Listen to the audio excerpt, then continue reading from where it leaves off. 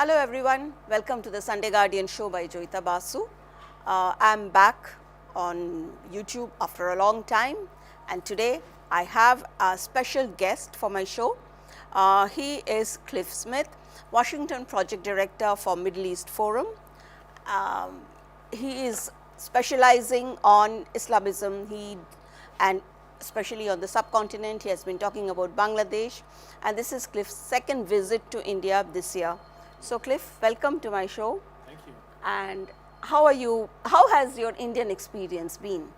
It's been a lot of fun.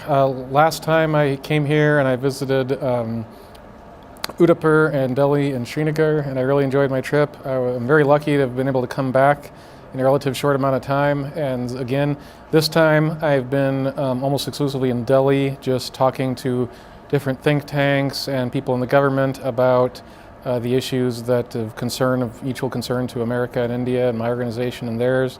And it's been a great experience getting to know more Indian policymakers and thinkers and to discuss areas of mutual concern.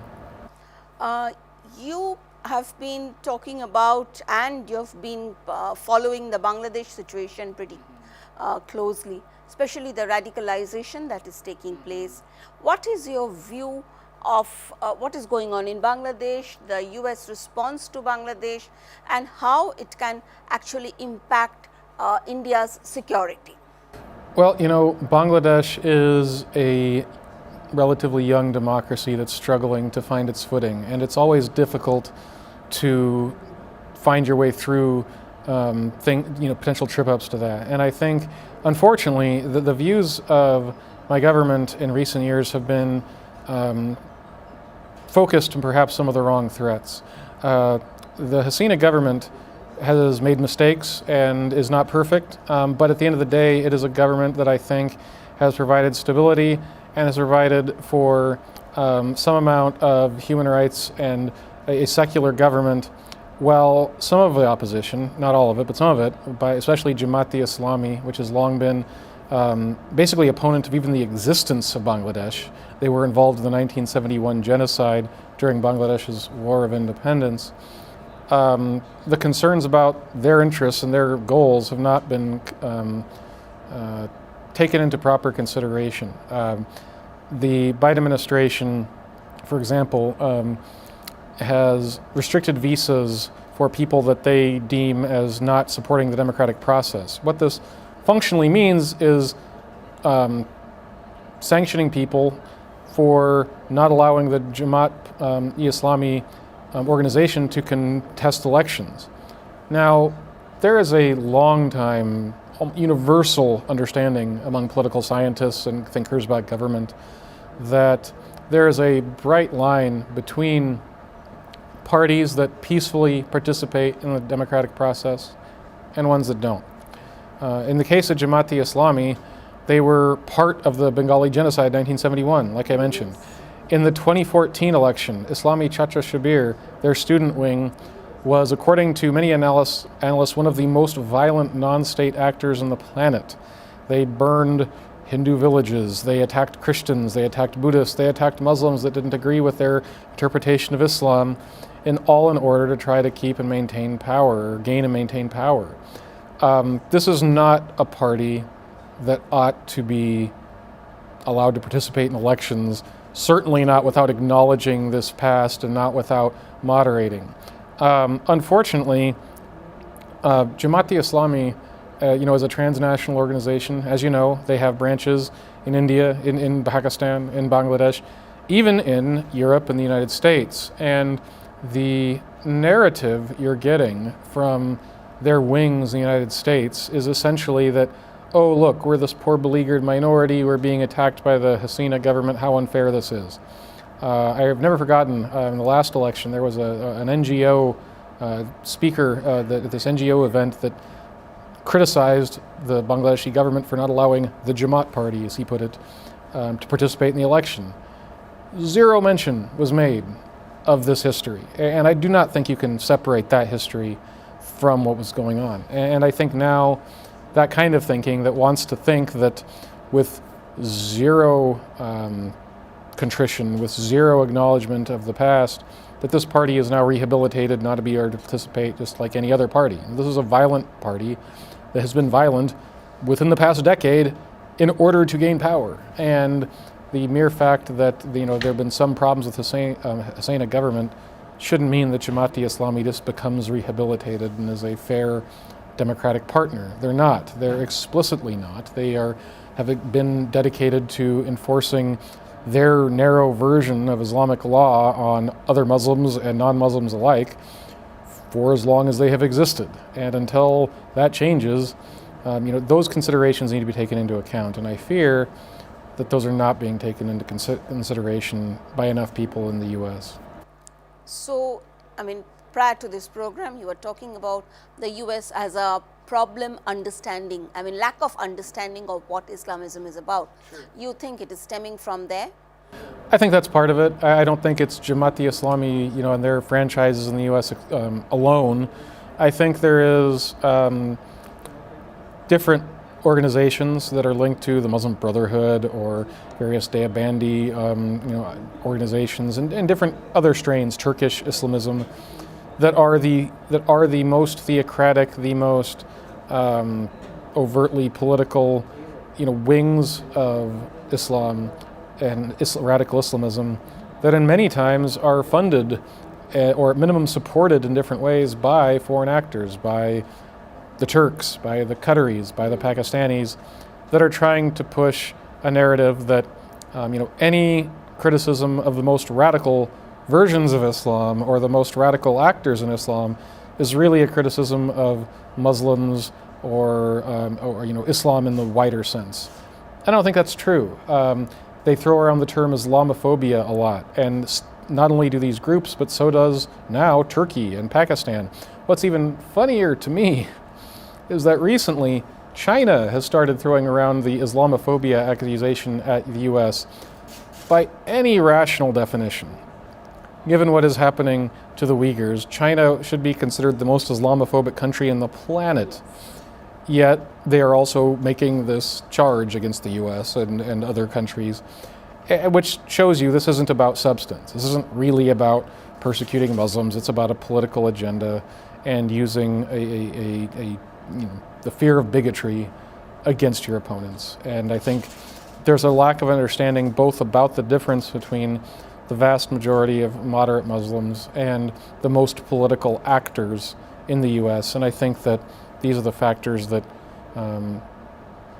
help enforce this misconception in the U.S. So if there is a misconception, since we are talking, we are in India, we are Indians, we are very, very sometimes upset about the kind of narrative that comes out from the US, especially when we see organizations like the USCIRF and others, and they are being fed this propaganda against India, and India is being painted in the vilest of colors. Now, what happens is that if there is a lack of understanding, if there is, because they are too scared to be, perhaps they are too worried that they are going to be called Islamophobe, if that comes to determine policy, it affects relations with countries internationally. Isn't that a problem? Absolutely. I mean, one of the reasons that I am interested in this work is because I have believed for decades, frankly, that a close U.S.-India relationship is important for both of our interests. I mean, I just look at history and I look at geopolitics. Both America and India are former British colonies. We're both pluralistic. We're both democracies. We're both concerned about radical Islam. We're both concerned about a rising China. I could go on and on. Sure, we have differences. We have different histories, all that kind of stuff. But we also have a lot of similarities, and I think in the long run, our interests lie together, and I think that removing speed bumps to those interests is important. And there's plenty of room for criticism between friends and between allies to better our policies. But at the end of the day, I think our interests and our values largely align, and I think it's important to keep that going. Yeah. So when you were talking about Islamism in the U.S., there is this news that Ilhan Omar's trip to Pakistan was funded by the Pakistani government. It has been now it's public now, that information. How do you think this thing is going to be treated and seen in the US? Unfortunately, I don't think it will get seen much at all, or at least it won't be understood much. I think that's the problem, is that, Ilhan Omar, while she is Muslim, she's Somali origin. She isn't even on like the relevant subcommittees on South Asia policy, but she has thrown herself headlong into these disputes and has accused all her opponents of being Islamophobes or whatever the case may be. And the fact that it's quite clear, she flies to Azad Kashmir, the Pakistani side of Kashmir, and, decries India, that creates problems for the U.S.-India relationship. And the fact that she was funded by the Pakistani government to fly there, to go there shouldn't surprise anyone. I mean, if you'd seen the stances she'd taken, the friends that she'd made, she has been very close with the Islamic Circle of North America, which is headed by a Pakistani American doctor that used to be the leader of the Jamaat student wing in Pakistan. So, it's not like it was hard to figure out. We just now recently, I believe today, had it confirmed that it is indeed true that the Pakistani government funded the trip. And, that's fine. Learn Pakistan's perspective, but, everybody should realize where she's coming from and what side she's on. They shouldn't take it as anything even remotely objective or even remotely fair. She certainly hasn't tried to, see both sides. She hasn't taken trips to India, to the best of my knowledge. She's done everything. She's taken one side and one side only, and doesn't care to discuss the issue beyond that. And I think that's a problem. How much influence can she possibly have on policy? Oh, it's not that she has a huge amount of influence. I mean, she's one of 435, and she represents sort of the hard left of the Democratic Party. But it does,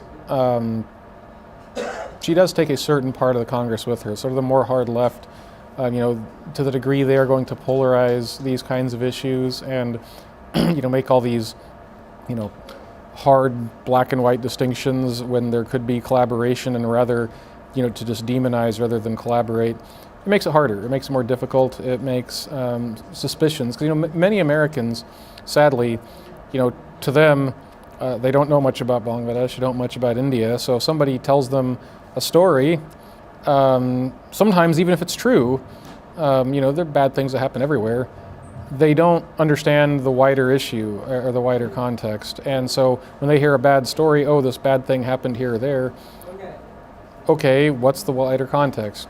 That gets missed. And I think it's important that people that have sort of a wider view take up that and discuss that rather than just let someone like her drive the entire narrative.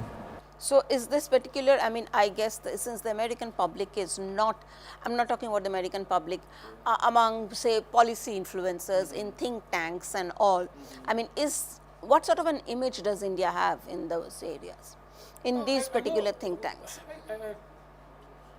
There's a lot of think tanks with a lot of different views.